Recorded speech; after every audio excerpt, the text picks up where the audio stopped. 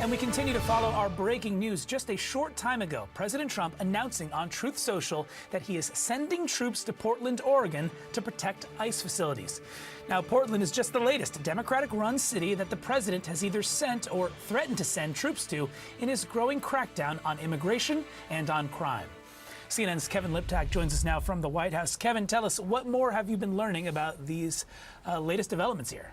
Yeah, and there's no question this is an escalation in the president's push to deploy the U.S. military on domestic soil. It follows this pattern. We saw it in Los Angeles. We saw it here in Washington, D.C. If the president choosing Democrat-led cities and states to make this push and really kind of pushing the boundaries of the use on domestic soil of the U.S. military. The president writing on Truth Social this morning that at the request of Secretary of Homeland Security Kristi Noem, I am directing Secretary of War Pete Hegseth to provide all necessary troops to protect war-ravaged Portland and any of our ICE facilities under siege from attack by Antifa and other domestic terrorists. I am also authorizing full force if necessary. Thank you for your attention to this matter. Now, there are a lot of unanswered questions here. One is the timeline, when exactly we would see these troops arrive into Oregon. We also don't know what types of troops the president is talking about here, whether it's National Guard, whether it's active duty military, and we don't know exactly what legal authorities the president will be relying on, because remember, under law, it sharply limits the use of U.S. troops for domestic law enforcement purposes, and this has really kind of prompted a legal debate after the president did this in other cities around the country. Now, Portland has seen a number of protests around an ICE facility that's about 2 miles south of the downtown. They have been mostly peaceful, but there have been some violent clashes that have led to injuries for federal officers. It's led to arrests of some of the protesters. At one point, a guillotine was erected outside the building. The Homeland Security Department said at the time that that was unhinged behavior. And we've also seen President Trump talk about this city over the last week. He said on Thursday in the Oval Office that we're going to get out there. He said, quote, "We're going to do a pretty big number on those people in Portland." He called them professional agitators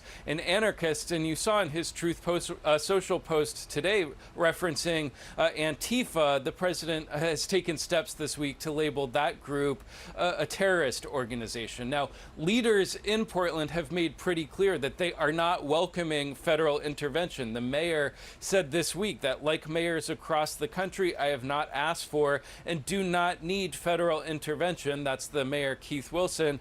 We've also heard from leaders in the city and state just last night as it seemed clear that this was happening. Listen to some of what they said.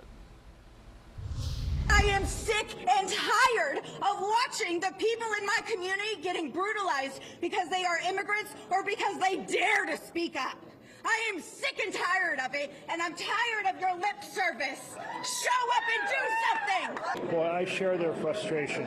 We're trying to use every power we have as the federal team. Obviously, we're in the minority. So you also heard Jeff Merkley and other officials there say, essentially, don't take the bait, raising the prospect that sending these troops into Portland could be essentially an effort to try and goad them into conflict. And so it will be very interesting to see how this plays out over the coming days, over the coming week, just as we learn more about what specifically this federal intervention might look like. Danny. Yeah, very interesting indeed. Appreciate you breaking that down for us, Kevin. Thank you.